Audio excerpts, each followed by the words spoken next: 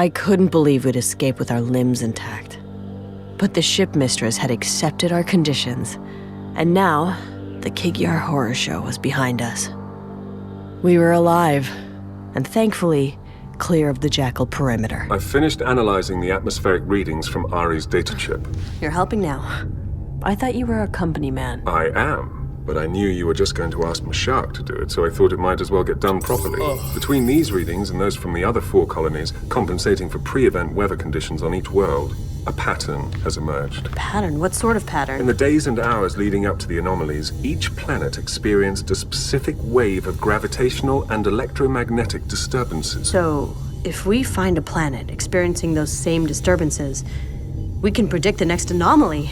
Mashak, can you cross-check those patterns against current conditions from local colonies? Already on it. I can only access a few nearby worlds, but there's a match.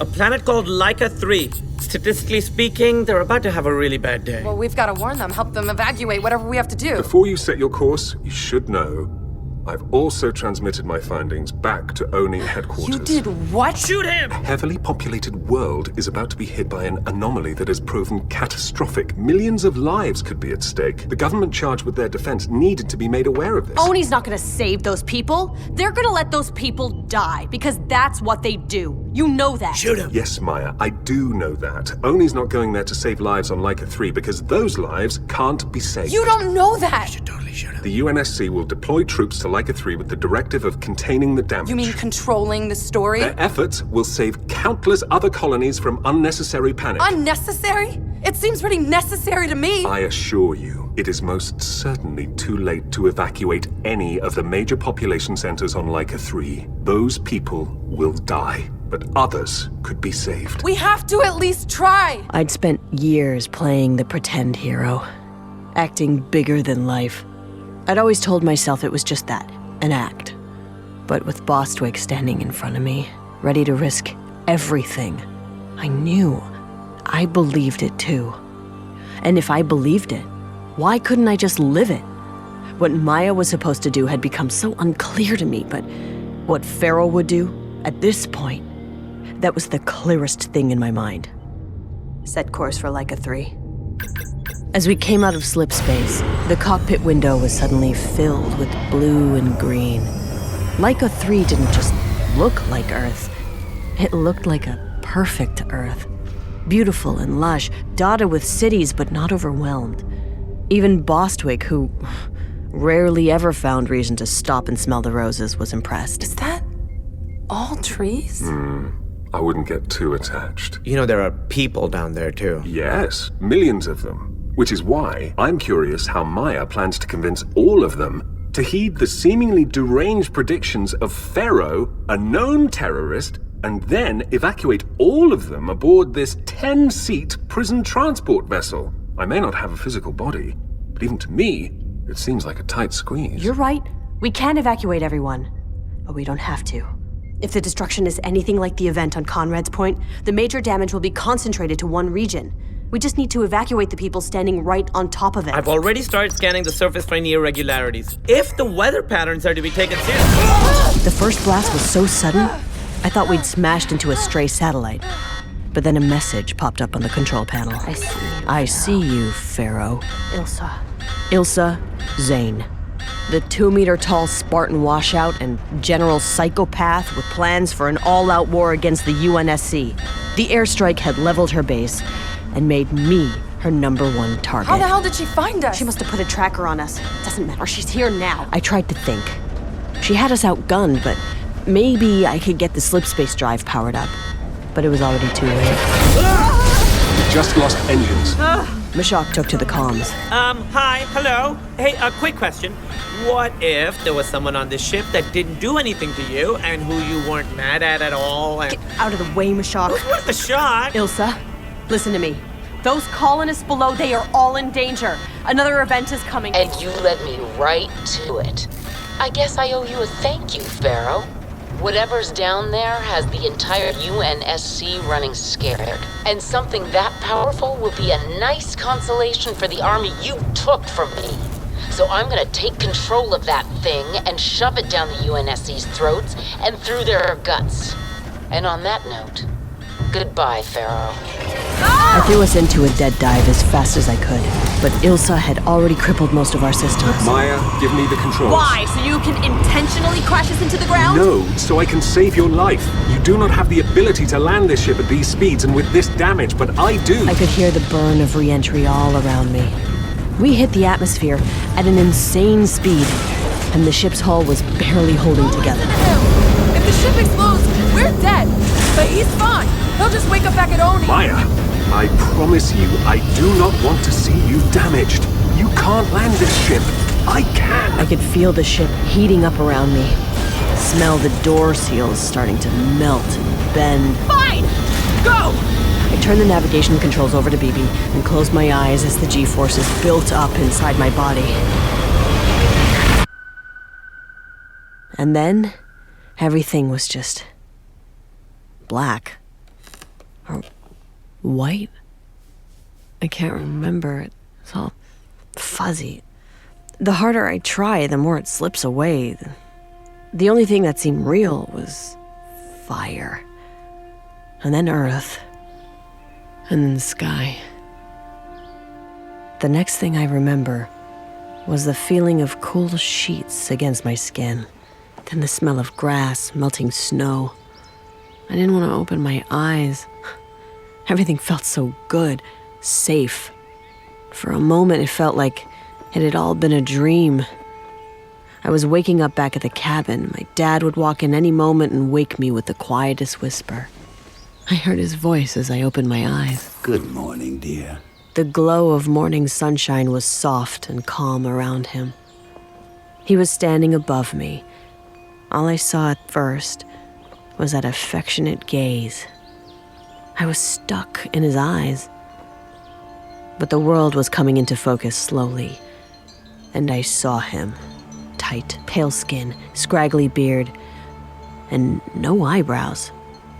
I'd seen him before, in a video Mashak showed me back at the safe house. Dosk Gevadim, the leader of the Triad cult. It's okay. You're safe. You're protected. I was trying to piece it all together. The crash. I had survived. The Triads must have found me and brought me here. And then I remembered. Bostwick. Mashak? I jumped to my feet, but it was too fast. My head was throbbing. I fell back to the bed. Slowly, my dear. Your aching body, your churning mind. You've survived quite a wreck. Been through so much. But you can take comfort now. Your friends are alive. You are alive. Very much so. You're all here, and you're safe. I need to see them. And you will. Very soon. Oh, please, forgive my elation. You must understand, the very fact that you're here is not random. Our universe has always been moving us towards a consonance, by neither divine puppeteer nor coincidence, but simply by momentum towards inevitability. We've almost reached that vanishing point, and on this final approach, the fruits of that convergence have been ripening exponentially. And now, you come hurtling down to us from the clouds in a screaming bolt of fire. Woo! Shoo! Boom! I saw it, and I fell to my knees, my disbelief surrendering to awe, enraptured by the flames, waiting impatiently for my people to tell me you had survived. And then, when they told me who you were, who I'd known you'd be. I froze. Who did he think I was? That warm, placid smile of his beaming over me? It began to feel chilling and dangerous. This is the day. The transcendence is upon us, and you, the great Pharaoh, have fallen from the sky itself just in time. Honey. I am humbled to my smallest moments. Just in time. No. Shh, my dear, please. Don't speak. We mustn't allow the shimmering nectar of your mind to escape your lips uncaptured for posterity. Join me for the evaluation. You don't realize how much good you're doing humanity right now. I was trying to pull it together, but my head still felt sluggish. Before I knew it, he was taking my hand, lifting me to my feet, walking me out into the bright morning. It was all happening faster than I could process.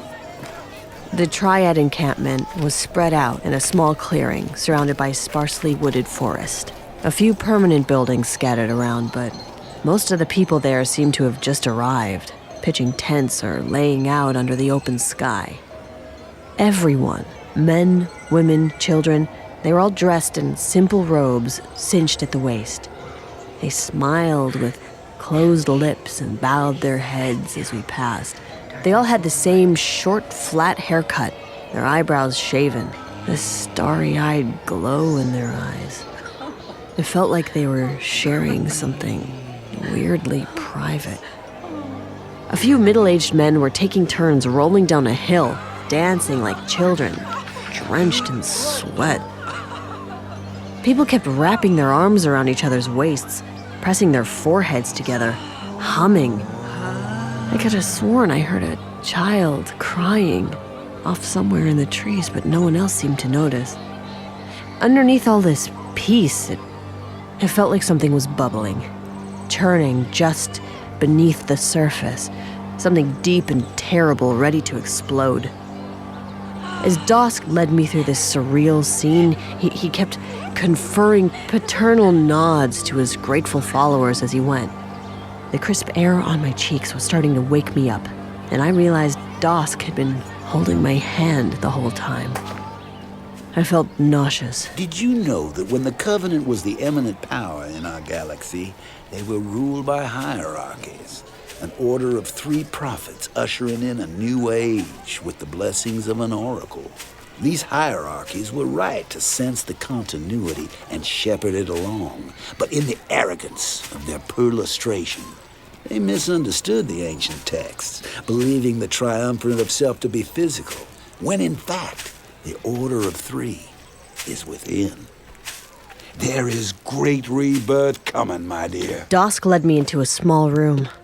Inside, I saw ancient medical instruments laid out on a table. What is this? Just a simple test, without impact or weight. It alters nothing and takes only the imprint you choose to leave. Please, sit. I sat down at the table across from Dosk as one of his followers put some archaic metal contraption on my hands and head. Dosk never took his eyes off me, never stopped smiling.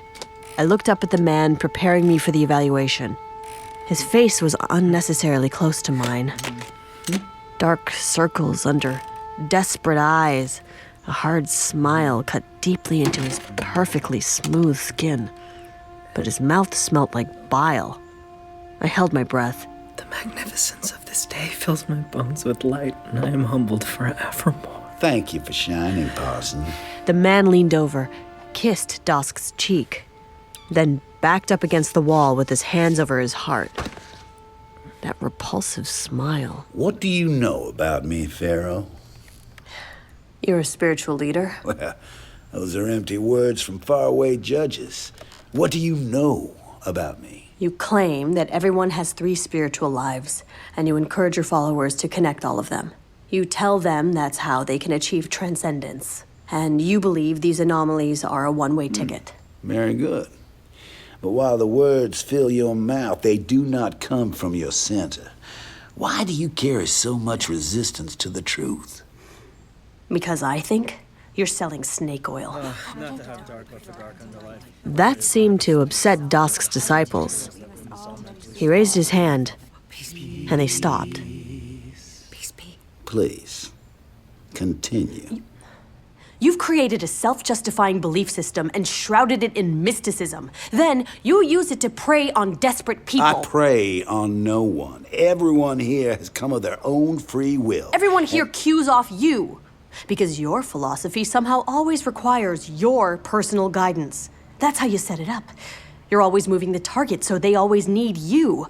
That makes you a predatory charlatan. Actually, you know what I think, Dask? Tell me. I think this anomaly's gonna come out of the ground, and you're all gonna die. I also think that if you don't show me where my friends are right now, I'm gonna start tearing this place apart. Dusk's eyes darted to one of his followers in the corner. They immediately ushered Mashak into the room. Mashak! Pharaoh! Hey! You okay? Yeah, I'm great. Hey, check out this awesome robe they gave me. Yeah, that's great, Mashak. Where's Bostwick? Mashak shot a hard glance at me, then suddenly tipped his head in the direction of Dusk and the other triads talking in the corner. Apparently, he didn't want them to wonder where Bostwick was. Bostwick. Yeah, she's in the fields, helping with the new arrivals. He wasn't being subtle at all. But I still had no idea where Bostwick was. Before I could ask, though, Dusk was right in my ear again. I see all the pain in you, Pharaoh. The great losses you've suffered, living two very different, unattached lives. It's time you connect them and embrace your third self. For only then can you truly find peace. How did you know the anomaly was gonna hit here? I heard it coming. The transcendence sings to us all if you'd only listen, my dear. Oh, that voice is a great wailing against the cosmos, and it guided me here with nothing more or less than inevitability. We are about to witness a rebirth for humanity. Those who stand with me in self-accretion will find great peace. He leaned in towards me as his smile faded off his face. And those who cling to themselves will be torn apart. But worry not, my dear. I'm not gonna let that happen to you. His face perked up again instantly as he turned quickly and breezed out of the room with his disciples on his heels. Mashak, we need to go now. Okay. As I turned towards the door, I noticed half a dozen men had come and were outside standing guard. Dusk wasn't gonna let us leave. I was scanning the room, looking for another way out, when the men outside started moaning. Cry out, my sweet children. Yes, yes.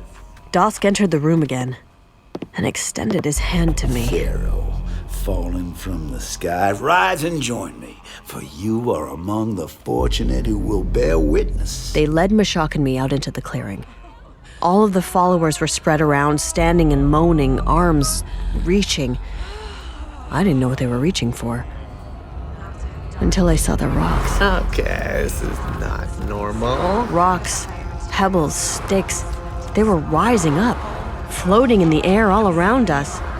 I felt my feet starting to get light on the ground. Gravitational interference. It's starting. We need to go. Loose pieces of the world were floating everywhere. Sweet children of the universe. I turned and saw Dusk standing in the middle of the clearing, his followers gathering around him. Suddenly, Dusk was levitating 3 feet above the grass, his eyes to the sky. Are you seeing In this? this liar's plane of causation and particle, our center force is meek and quiet. Just as the gravity that sloughs off into levels unseen by organic eyes, unheralded by simian minds, we rise beyond this membrane to the higher spaces. With Dusk suspended in the air above us, I watched as some of his followers started to rise up as well, their feet slowly lifting from the ground. Then Dusk turned and looked straight at me. The end has begun.